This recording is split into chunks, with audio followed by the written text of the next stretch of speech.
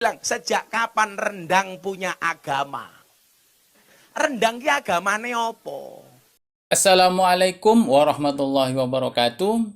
Welcome to my channel, channelnya orang yang berpikir nyeleneh. Beberapa hari yang lalu ada pernyataan Gus Miftah yang membuat rame, yaitu sejak kapan rendang memiliki agama? Hal ini mengakibatkan adanya kontroversi. Bahkan Ustadz Adi Hidayat sampai menanggapi pernyataan tersebut. Menurut saya, tanggapan Ustadz Adi Hidayat tersebut analoginya bagus, apalagi dicantumkan usul fikihnya. Ini cuplikannya. Ada pertanyaan, sejak kapan rendang itu punya agama? Maka dijawab, apa jawabannya? Sejak batik, calung, angklung punya kewarganegaraan. Paham? Sejak kapan rendang punya agama? Sejak batik, calung, dan angklung punya kewarganegaraan.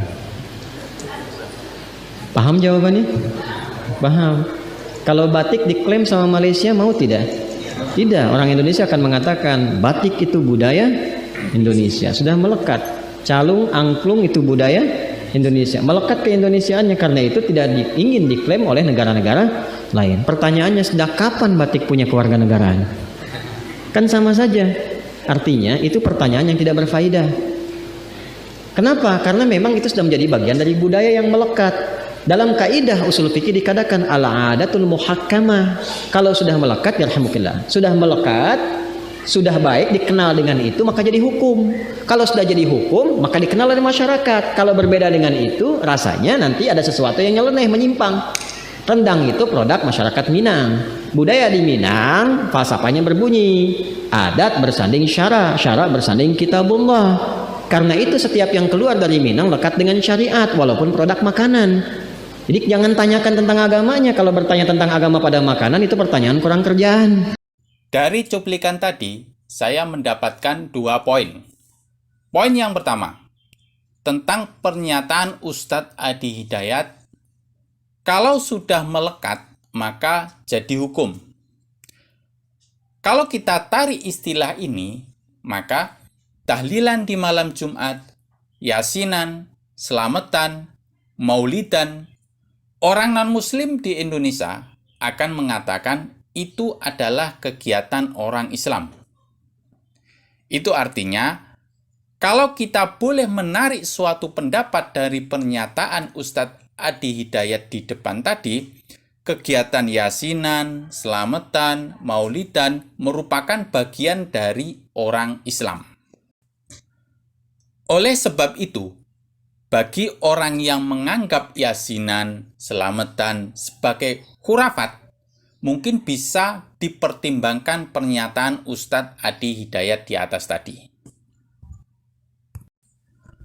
Poin yang kedua, jika analogi sejak kapan batik, angklung, calung milik Indonesia dipakai sebagai dasar menjawab pernyataan Gus Miftah, maka bisa jadi jubah, sorban, songkok miliknya Islam.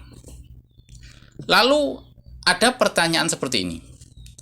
Apakah boleh ketika orang non-muslim mengenakan jubah, sorban, atau songkok, kita melakukan seperti halnya ketika orang non-muslim membuat rendang yang tidak halal?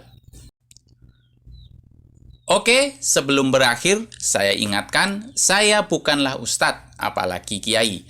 Saya hanyalah membuat konten. Bagi yang tidak suka dengan konten saya persilahkan komen di kolom komentar. Yang penting klik like dan subscribe. Bagi yang suka dengan konten saya, silahkan klik like dan jangan lupa subscribe channel ini. Assalamualaikum warahmatullahi wabarakatuh. Jadi jangan tanyakan tentang agamanya. Kalau bertanya tentang agama pada makanan, itu pertanyaan kurang kerjaan.